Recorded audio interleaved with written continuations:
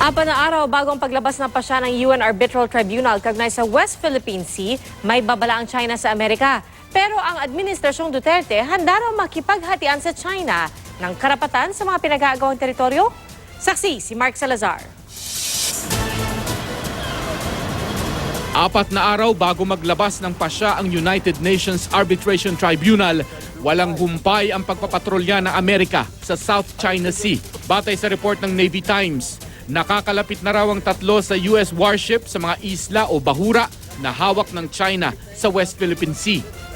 Ayon sa isang opisyal ng US State Department, patuloy nilang poprotektahan ang interes ng Amerika at ng Asia Pacific para matiyak ang malayang paglalayag sa South China Sea. It is true that China has indicated that it does not accept the jurisdiction of the tribunal. Our focus is on their behavior following the tribunal decision.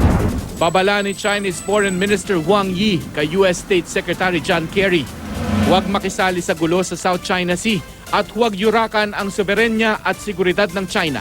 Habang mainit ang dalawang higanteng bansa, ang Administrasyong Duterte tila nag-iingat na masaktan ang damdamin ng China. We gave the commitment that there will be no provocative statements. There will be no, that will only serve to heighten the tension. Paano kung ang sabihin ng tribunal, mali ang China sa pag-aangkin ng West Philippine Sea? Mapapasunod ba natin ang China sa desisyon? This is not an eviction case. Hindi natin ini-evict ang China rito. Nasasabihin natin pag nanalo tayo aalis na sila. No, this is not a case like that. Pag nanalo tayo, baka naman mapapayag natin ng China na mag-share at wag tayong itaboy sa loob ng ating EEZ.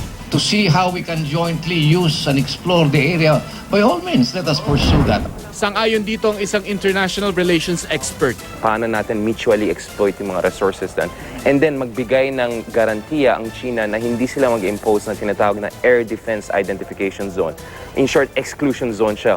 Pag na-impose ng China yan, kaya nila i-impose yan very soon, hindi na tayo makapagpadala ng mga pagkain at supply doon sa mga tao natin sa Pag-asa. Hindi na tayo pwede magpadala ng reconnaissance and surveillance. At kung magdadamot ang China, kahit papaano may armas ang Pilipinas. Hindi raw para sa gera, kundi para hiyain sa mundo ang China. Pwede sasabihin ni Pangulong Duterte, ay, hindi pala kayo matinong kausap, di lalabas ko talaga yung verdict, ipamukha ko sa inyo na outlaw talaga kayo. Ako, si Mike Salazar, ang inyong naging saksi.